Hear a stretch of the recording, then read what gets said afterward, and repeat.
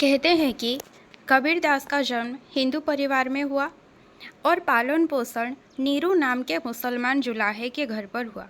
वे रामानंद के शिष्य बताए जाते हैं। कबीर निम्न वर्ग में पैदा हुए। शिक्षा ज़्यादा नहीं मिल पाई, लेकिन जीवन का अनुभव खूब मिला। सामान्य जनता से मिलते रहते थे, सत्संग करते थे। वे बड़े बुद्धिमान थे। अपने विचारों के बल पर अपना मत बनाया, जो लोगों के द्वारा आसानी से समझा जा सके। कबीरदासଙ୍କର जन्म हिंदू परिवार रे हेतिला एवं तांकर पालन पोषण किए करिथिले मुसलमान दंपति करिथिले। ना तांकर कौन थिला नीरू आउ नीमा। ठीक अच्छे। से रामानंदंकर शिष्य थिले। किए? कबीरदास रामानंदंकर शिष्य थिले एवं से निम्न वर्ग रे जन्म ग्रहण करिथिले। तांको शिक्षा अधिक मिल पारि नथिला, किंतु जीवन को बहुत भल भाबरे से अनुभव करिथिले। साधारण लोक मानक सहित से सबुबेले मिलामिशा करुथिले, सत्संग करुथिले। ता सहित से बहुत बुद्धिमान मध्य थिले। निजर विचारधारा अनुसार ही से निजर मत बनैथिले, जहाको आमे एबे पढुचंती, जहाको लोक मने रखिचंती। एवं से जहा लिखिथिले, जहा भी से कहिथिले, से लेखापढ़ा से जानी नथिले, किंतु से जहाँ भी कही एवं शिष्य तांकर जहाँ भी लेखा लेखी करथिले तांको विचारधारा को ताको लोक अति सहजरे बुझी पारुथिले। वे बाहरी धार्मिक क्रियाकलापों पर जोर न देकर मानसिक पवित्रता, श्रद्धा, प्रेम, शुद्ध आचरण और ईश्वर भक्ति पर जोर देते थे। उन्होंने माला जपने, तिलक लगाने, मूर्ति पूजा करने का विरोध किया। सभी प्रकार के भेदभाव को दूर करने का प्रयास किया। प्रेम का महत्व समझाया। हिंदू और मुसलमानों के कर्मकांडों की खिल्ली उड़ाई। उदार व्यापक मानवतावादी दृष्टिकोण अपनाया। अहंकार त्यागने को कहा। उनका ब्रह्म निर्गुण निराकार है। उनका राम दशरथ सुत नहीं, अजन्मा परमात्मा है। अद्वैत सिद्धांत को माने तो ईश्वर एक हैं, अनादि अनंत हैं। जीव उनका अंश है। संसार माया है। मनुष्य जीवन अनमोल है। साधना करते करते ब्रह्म को पाना है। इसको समझाने के लिए उन्होंने सत्संग करना, स्मरण, कीर्तन, आत्मनिवेदन को उत्साहित किया। भक्ति को समझाने के लिए प्रेम व्यापार से तुलना की। कबीर कौन कहते ना, आमे जोटा धार्मिक क्रियाकलाप करती जमीती कि मंदिर जावा, मुसलमान माने मस्जिद जाती, आमे माने पूजा पाठ करूँ, मुसलमान माने नमाज पढ़ती, से सब जिनस को कबीर बहुत विरोध करुले। से कौन कहते ना, मनरे पवित्रता रखु, ईश्वरंकर दर्शन कर, श्रद्धा भावना रख, प्रेम रख, शुद्ध आचरण कर, ईश्वर भक्ति उपरे से जोर देउथिले। तामाने नुह जे बाह्य आडंबर को आमे देखाइबा। ठीक अच्छे। से माला जपिबा, जोटा आमे माला जपि थांती बा तिलक लगी थांती, मूर्ति पूजा करती, ताकू से विरोध करुथिले। सभी प्रकार के भेदभाव को दूर करने का प्रयास किया। सबू प्रकार भेदभाव को से दूर करने चेष्टा करथिले। प्रेमर महत्व से बुझेइथिले। हिंदू और मुसलमानों के कर्मकांडों की खिल्ली उड़ाई से मजाक उड़ाउथिले। आमे जो बाह्य आडंबर देखई थांती, पूजा पाठ करि थांती, ताकू जेहेतु से विरोध करुथिले, तेणु से तार मजाक उड़ाउथिले। से कहबा कथा कि मनरे जदि भक्ति अच्छे ताहेले ईश्वरंकर आमे सेटा उपासना सतरे करूचु।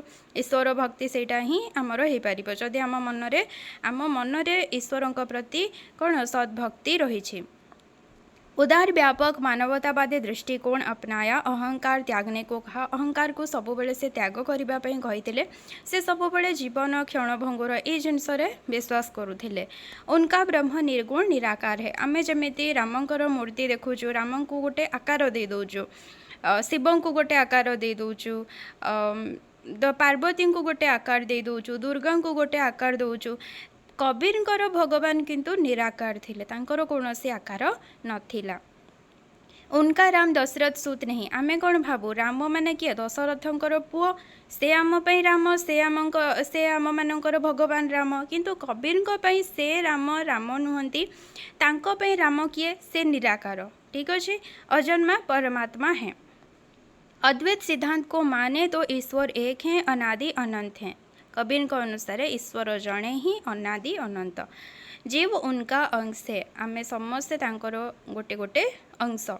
संसार माया है, से संसार को माया कहते। मनुष्य जीवन अनमोल है, साधना करते करते ब्रह्म को पाना है। कबीर कहते जे साधना करी करी आमे ब्रह्म को पाइबा। इसको समझाने के लिए उन्होंने सत्संग करना, स्मरण, कीर्तन, आत्मनिवेदन को उत्साहित किया। भक्ति को समझाने के लिए प्रेम व्यापार से तुलना की। क्या सहित तुलना कले? प्रेम व्यापार। कबीरदास साधारण जनता की भावनाओं को उन्हीं की भाषा में कहने वाले सर्वश्रेष्ठ कवि हैं। उनके दोहे साहित्य प्रेमी और अनपढ़ जनता सभी को समान रूप से प्रिय लगते हैं। कबीर जहाँ भी कहते तांकर बाणी, तांकर दोहा केवल साहित्य प्रेमी नुहंती, जेते जड़े जदि पाठ पढ़ी नथिबो सेभड़ी लोकों को मध्य प्रिय लगुला, बहुत भल लगुला। बात बात में कबीर के दोहे गाकर लोग जीवन के संकट समय में रास्ता ढूंढ लेते हैं। आपण मैंने मध्य पाई परिबे। तो किछिटा दोहा देखिबा हमें एठी। गुरु गोविंद तो एक हैं, दूजा सब आकार, आपा मेटे हरि भजे तब पावे दीदार। कबीरदास कहउचंती जे गुरु एवं गोविंद, गोविंद ईश्वर दुहे एक समान, गुरु एवं गोविंद दुहे समान, दूजा सब आकार, गुरु एवं गोविंद मध्य किछि भी पार्थक्य नहीं। आउ बाकी आमे जहाँ भी देखुचंती सब कौन मिथ्या। ठीक अच्छे, एठी आकार माने आमे मिथ्या बुझिबा। आपा मेटे हरि भजे तब पावे दीदार। आपा माने हला अहंकार, जदि आमे अहंकार को छाड़ी देबा ताहेले आमे ईश्वरंकर दर्शन करि परिबा। चकई बिछुरी रैन की आई मिले पर भाती, जे न बिछुरे राम सो ते दिन मिले न राती। चकई बिछुरी रैन की गोटे पक्षी थाए, चकुआ पक्षी। ठीक अच्छे, चकुआ आउ चकुई तांकर दी जण थांती। राती हेले ही जेमिति ही राती हुए से दुहे अलगा हो जाती, एक दूसरे ठारू से दुहे अलगा हो जाती। जेमिति पुणी सकाळ हुए से दुहे पुणी तांकर मिलन हुए। तो जगी था कि केतेबेले सकाळ हम। ठीक अच्छे, तो तांकर एटा कौन मिलन विच्छेदटा लगी रही थाए। जमती संसार रे मिलन विच्छेद लगी रही थाए तार उदाहरण ये दिखाई जे चकुआ आउ चकुई पक्षी राति रे तांकर विच्छेद हुए, सकाळे तांकर मिलन हुए। एटा तांको सहित तांकर एटा लगी रही थाए। ठीक अच्छे, जमिति दुख परे सुख अच्छी, सुख परे दिन अच्छी, से टाइप्र तांकर भी मिलन विच्छेद लगी रहे। किंतु जदि आमे ईश्वरंक ठारू अलगा हो जिबा, ईश्वरंक ठारू जदि आमर विच्छेद घटिजिब ताहेले ईश्वरंक सहित मिलन ना आउ को दिन हब ना आउ को राति हब। ठीक अच्छे, केवल दुख ही दुख आमे भोगिबा। सतगुरु हम सौ रिझी करी कहा एक परसंग, बरसा बादल प्रेम का भिजी गया सब अंग। एटी कहुई जे गुरु द्वारा आम जहाँ भी उपदेश पाई था, ठीक अच्छे, शिष्य जहाँ भी उपदेश पाई था से प्रसन्न हुंती, शिष्य प्रसन्न हुंती। तो से भली गुरु कौन करुँच ना गोटे दिन से गोटे प्रसंग कहते, कौ उपरे प्रसंग से कहते गुरुंकर महिमा, गुरु कहार महिमा विषय कहते ईश्वरंकर महिमा विषय से दिन गोटे प्रसंग गोटे वर्णना करुँच। तो यही समय कौन होची ना वर्षा बादल प्रेम का, से समय रे प्रेमर बादल बर्षिला कह जाउची, वर्षा हैला। ठीक अच्छे, प्रेमर वर्षा हैला एवं शिष्यर संपूर्ण शरीर से प्रेम रे ही भिजिगला।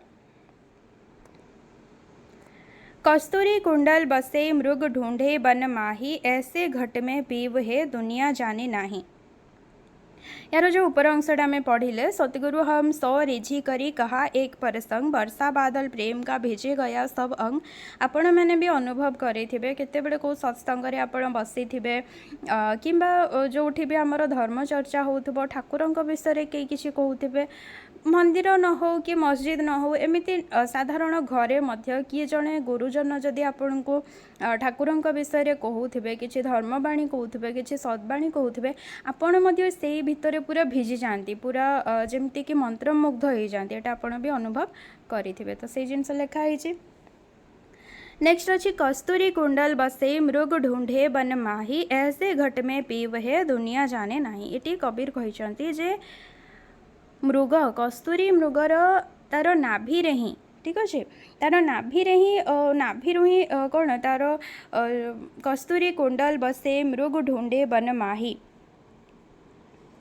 एठी कहुଯାଇଛି जे कस्तूरी मृगर नाभिरे ही कस्तूरी थाए हैला से कस्तूरीर सुबासटा मृग जाए जाए से जंगल सारा खोजे कि यही सुबास कौटू आसूची से जानीपारे जे तारी नाभिरु ही से सुबास आसूची। तो सही टाइप्र आमे मध्य मनीष मैंने कौन करती से मैंने जानीपारती निज निज भितर ही आमे आमे ही भगवान गोटे गोटे अंश आमरी आमे जदि निजक चिन्हवा आमे भगवान को भी चिन्ह पारिबा ठीक अच्छे। तो आमे से जिनस बुझीपारुना जे आम भितर भी भगवान किसी अंश अच्छी कि आमे जहाँ सहित कथा होचु ता भितर भगवान अंश अच्छी प्रतिटी कण कण प्रतिटी घट घटरे प्रतिटी शरीर में आमे भगवान अंश को अनुभव करिपारिबा। ताकू न देखिकी आमे अंध भावे मंदिर को दौड़ी था मस्जिद को दौड़ी था कि भगवान कौटी अच्छा आमे कौटी गले भगवान को पाइबा कौ मंदिर को गले कौ भगवान को पाइबा यही टाइप्र मनीष दौड़ी थाए किंतु से जानी पारेनी जे प्रत्येक शरीर में भगवान वास करती। साईं इतना दीजिए जामे कुटुंब समाई मैं भी भूखा ना रहूं साधु न भूखा जाए। एठी कबीर कहउछंती कि भगवान मते बस एतिकी दियो कि मु तो भोकरे रहिबिनी मु मोर भोक मेंटेई पारिबी ता सहित मु मोर परिवार को प्रतिपोषण करी आउ कौन करहेब ना जी मो घर को अतिथि होइकी आसिब जी भी जार किछि दरकार थिबो मु ताको भी किछिटा साहाय्य करि परिबी। एतिकी जिनस कबीर कहउछंती कि भगवान मते एतिकी दियो मो पई एतिकी कर। काल करे सो आज कर आज करे सो अब पल में प्रलय होएगा बहुरी करेगा कब। कबीर का अनुसार जो कामटा काली करिबार अछि बहुत बड़े पिला कौन करती होमवर्क दि जाइथिबा कहबे नहीं आमे काली करिबु काली समय अछि पुणी काली जते बेले हेबो नहीं आमे काली करिबु काली समय अछि काली काली करिके से कालीटा केबे आसेनी बहुत टाइम। तो कबीर कहती जोटा काली करिबार अछि ताको आजि करंतु जोटा आजि करिबार अछि सेटा एबे करि दियंतु ठीक अच्छे। कहीं जेकोसी समय जेकोसी मुहूर्त प्रलय हो जापे से कौन करेंगे जोटा जो कमटा आप काली जाए रखुंट से तो प्रलय हो जाइथिबा काली कौन आउ थिबो जे आपण से काम करेंगे ठीक अच्छे। अलसुआ हुंतु नहीं यही है तार मोराल। जेही घटी प्रीति न प्रेम रस पुनी रसना नहीं राम ते नर आई संसार में उपजी खाए बेकाम।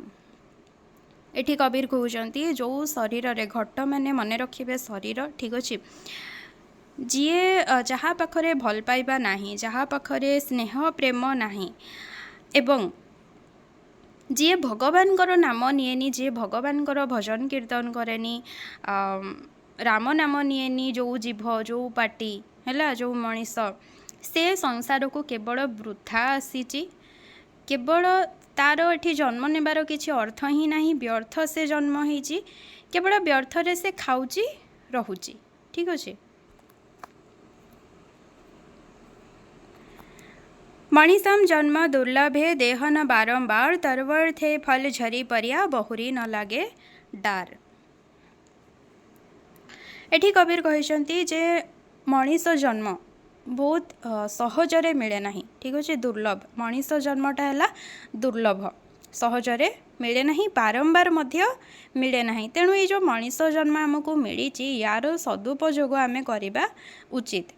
तार गोटे उदाहरण मध्य कबीर देइचंती गोटे गछ आ गोटे फल को लेकिन जे जदि गोटे गछरु गोटे फलटा झड़ीगला ताले से कौन आउ थे जो झड़ी जाइए लगिज नाई तो सही टाइप आम जीवन भी यही जीवनटा थरे चलीगले आउ थे कौन आम आत्मा आसिकी से जो जीवनटा चलीगला से कौन आउ थे फेरी आसो आम आत्मा को नाई थरे जदि पलैला जीवनटा सरीगला ठीक अच्छे।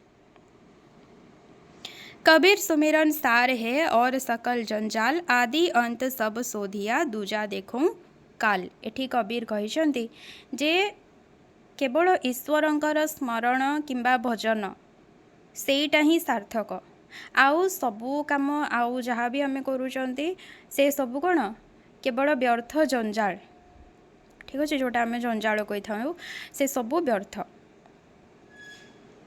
आदि अंत सब शोधिया दूजा देखूं काल। कबीर कहउछंती जे से बहुत खोजाखोजी करिसंती, बहुत से चिंतन मनन करिसंती, तापरे एई सत्य को से पाइसंती जे केवल ईश्वर भजन ही सबुकिछि, राम नाम उच्चारण करबा ही सबुकिछि, ईश्वर को स्मरण करबा ही सबुकिछि। से जीवन को आरंभरू शेष जाए देखिछंती एवं से दीटा तत्व विषय रे कहिसंती, जीवन एवं मरण, जीवन मरण दीटा सत्य आमे जानिचु एवं ता सहित जदि आमे मनीष जन्म पाइचु ताहेले सार्थक कहार केवल अर्थ अछि, केवल ईश्वर स्मरणर अर्थ रहिछि। जल में कुंभ, कुंभ में जल है बाहर भीतर पानी, फूटा कुंभ जल जल ही समाना, यह तत्व कहत अज्ञानी। एठी कबीर कहउछंती जल में कुंभ, कुंभ में जल, जल एठी फास्ट जल जोटा सेटा हला परमात्मा, ठीक अछि।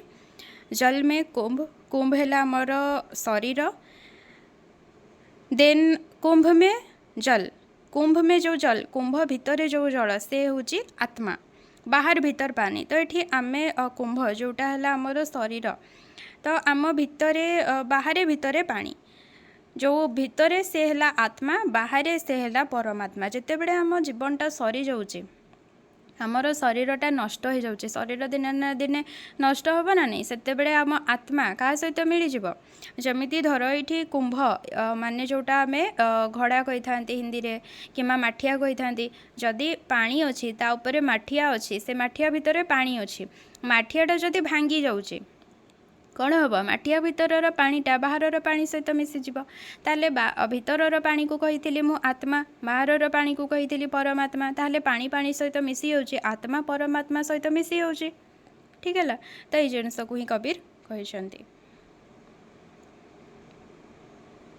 आत्मा परमात्मा सहित मिसी एकाकार हो जाए, केतेबेले जतेबेले आम शरीरटा नष्ट हो जाए।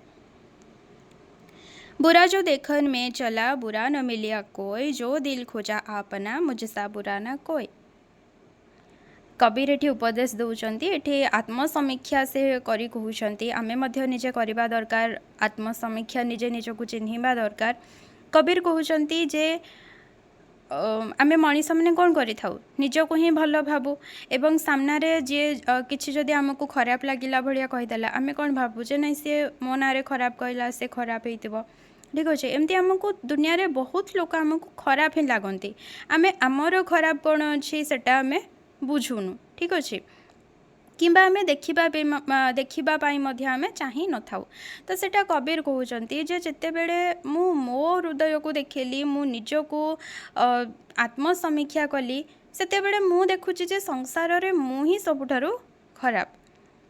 तो कबीर कहवा कथा कि सबु बेले आमे अन्यर भल गुण को देखिबा उचित एवं निजर खराब गुण को आमे चिन्हिबा उचित एवं से सबुरु आमे बंचिबा उचित, ठीक अच्छे। क्या खराब कहवा आगु आमे निजको आग प्रश्न करबा उचित, आमे केते दूर ठीक, ठीक अच्छे। सामना वाला कौन भाविकी कौन कहिथिबो, से कौन भाविकी कौन करिथिबो, आमे सेते जाए जानुनु ना। आमे आम जीवनटा को चिन्हिचु, आउ कहार जीवन को तो आमे चिन्हिनु ना। आमे आमर प्रतिटी पृष्ठा सहित आमे अवगत अछु, आउ कहार आमे पृष्ठा सहित अवगत नाहु। तो आउ कहार जेकोसी पृष्ठा को पढ़ी आमे किभଳି कहिदेबा जे नाई से लोकटी खराब, से लोकर चिंताधारा खराब, तार जीवन खराब, एसबू कहबार अधिकार आमर नाही, ठीक अच्छे। तो निजे निजको चिन्हिबा दरकार सबठू आगरे एवं निजर जहाँ खराब गुण अच्छी ताकू दूरेई देबा दरकार। सामना लोकर खराब कौन भल कौन से सबू चिंता करबा हमर काम नुह। ईश्वर ताकू जन्म देइचंती, ईश्वर समस्त को जन्म देइचंती, किए भल किए खराब से ईश्वर जानिबे। जे भल हो ना खराब हो समस्ते ईश्वरंकर संतान, एई जिनस भी आम मन रे रहिथिबा दरकार, आमे मने रखिथिबा दरकार। माला तो कर में फिरे, जीभ फिरे मुख माही, मनवा तो 10 देश फिरे, यह तो सुमिरन नाही। एटी बाहर क्रिया अपेक्षा हार्दिक श्रद्धा एवं प्रेम भाव उपरे कबीर जोर देइचंती। बाहरे किछि हमको काम करबा दरकार नहीं, काम माने कि देखई हेबा दरकार नहीं जे आमे केते भल कि आमे कहा पई केते भल चिंता करूछु। आम मन रे ही जदि सतरे श्रद्धा भाव रही सतरे प्रेम भाव रही अन्य प्रति स्नेह दृष्टि आम भितर रही तो सहीटा ही बड़ कथा। माला तो कर्मे फिरे जीभ फिरे मुख माही, मनवा तो 10 दिस फिरे यह तो सुमिरन नाही। तो ये क्रियाकलाप माने जमती कि धर कौन आम अन्य को साहाय्य करवा से टाइप ये क्रियाकलाप ईश्वर प्रति भक्तिर क्रियाकलाप को देखा जाइए जे आमे बहुत टाइम कौन जमीती कि धर पूजा पाठ आम बसी भगवान नाम स्मरण करुँच तो से समय रे भी आपण अनुभव करिथिबा आपणकर मन जाई कि किए कौन आपन को कहूला कौटी आपन कौन देखी कौटी कौन होउथिला से जिनस आड़ को मनटा पलाए। इे आपण पार्टी उच्चारण करुवे भगवान नाम भगवान स्तोत्र किंतु साड़े मन आउ कुआड़े पलि तो ये जिनस को कबीर कहते जो जदि मनरे श्रद्धा भाव नहीं तो सेटा पार्टी आप उच्चारण करूँ माला जपंतु से ईश्वर स्मरण कौन लाभ। ठीक अच्छे ये तो सुमिरन नहीं एटा को तो आम ईश्वर स्मरण ही कहवा नहीं। जदि आम स्मरण कला बेले मन वचन सबू जिनस आमर केवल भगवान को ऊपर ही केन्द्रित हो रोचे ताहले ताकू आम कहीपर ईश्वर स्मरण। जदि पार्टी आमर उच्चारण करूथुब राम नाम मन जाइकी दौड़ी आउ कुआड़े इे भोक लगुव जदि भोकर मन थी कि मु पूजा कर सारे आउ कौन करी सेपटे मन थी कि कुआड़े जीवार अच्छी सेआड़े मन थी ताले से जिनस को ईश्वर स्मरण कहुपर नहीं। कबीर अनुसार मन भितर सद्भक्ति थिबा दरकार खाली बाहर पूजा आडंबर ताकू ही ईश्वर स्मरण कहुपर नहीं। जब मैं था तब हरि नहीं अब हरि है मैं नहीं, प्रेम गली अति सांकरी ता में दो न समाही। जब मैं था तब हरि नहीं इठी मैं माने कबीर कहते अहंकार। ठीक अच्छे मनुष्यर अहंकार ता सहित सबु बेले थाए से सब कहना मुईटा कली मुईटा कली बहुत टाइम देखी थे आपणकर रिलेटिव मानक भी से मैंने सब कौन करती जिते बड़े भी आप सहित टिके बसबे केतेबेले ईश्वर भक्ति ईश्वर भजन से सब कथा बेसी आलोचना हुएनी।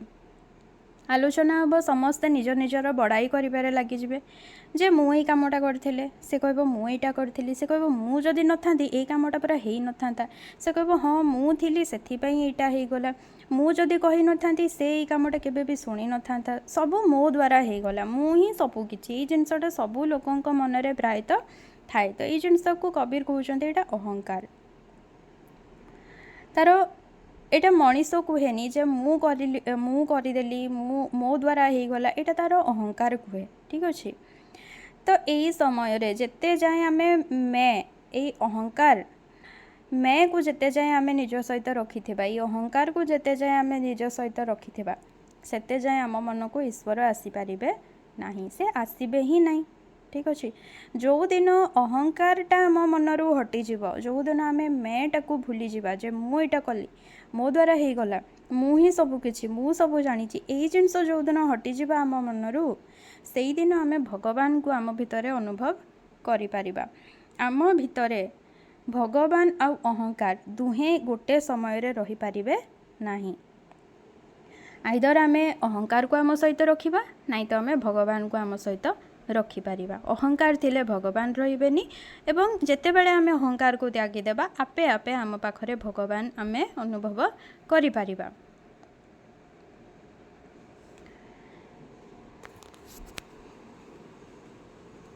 कबीर एठी कहउचंती प्रेम गली अति सांकरी बहुत ही संकरी रास्ता बहुत ही माने कौन सरू रास्ता आम कहीपर। ठीक अच्छे जोटा भक्ति मार्ग रही जोटा प्रेम मार्ग रही सेठी दिज एम चली पारे अहंकार आउ भगवान दिज जाक को आम सांगरे रखिपर ना जहाँ को आम जन को ही रखा एवं अद्वितीय ईश्वर ही सबुआड़े अच्छा सबुआड़े अनुभव करवा यहाँ कबीर कहते।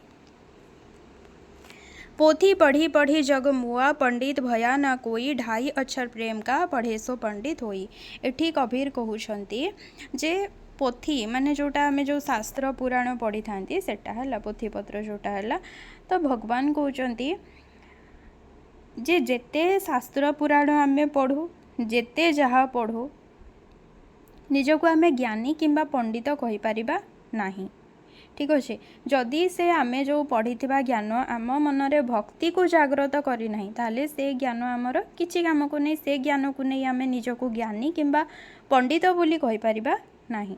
कबीर कहते प्रेम शब्द जोटा कि 2.5 अक्षर 2.5 अक्षर जोटा कहते प्रेम ताकू जी अनुभव करी सीए ही कौन सच्चा पंडित। दुख में सुमिरन सब करे सुख में करे ना कोई जो सुख में सुमिरन करे तो दुख काहे को होई। इठी कबीर कहते जे लोक दुख समय रे ईश्वर को डाकी थांती जते बेले आपण गोटे किसी परीक्षा पे पढ़ुथिबे आपण सेते बेले भूली जाइथिबे भगवान कर भक्ति करिवार अछि ठाकुर को डाकिबार अछि भूली जाइथिबे जते बेले परीक्षा सरी जीव को गोटे क्वेश्चन आपण जानी जानी भूल कर देथिबे सेते बेले डाकुथिबे भगवान मोर एटा भूल हो गला भगवान एटा केमिति हैला भगवान सेते बेले कहीं आपण को दुख सेते बेले आपण आड़ को माड़ी आसुथबे जे मु ए क्वेश्चनटा जानी थिली भूल करदेली दुख आसूची मनरे सेते बेले आपण डाकिबे भगवान को एबेला डाकते बहुत टाइम आपण किसी काम करने आगु भगवान को डाकती कामटा जिते बड़े हो जाए आउ भलरे हुए नहीं हो जावा पर जिते बड़े किसी उपाय न थाए से काम को ठीक करने सेते बड़े मन पड़े भगवान को कथा जे भगवान कामटा बिगड़ी गला। तो बहुत लोग ये टाइप करती केवल दुख समय भगवान को डाकती आउ सुख बेले भगवान को भूली जाती जे सुख बेले भी भगवान को थैंक यू कहबार अच्छे जो सुख आमको मिली से भगवान आमको मिली से जिनस लोक मैंने भूली जाती। तो कबीर कहवा कथा जो सुख में सुमिरन करे तो दुख काहे को होई। जदि आम सुखरे ईश्वर को स्मरण करवा ईश्वर प्रति आम कृतज्ञ रहिबा ताहले आमको आम प्रति दुख आसब ही नहीं।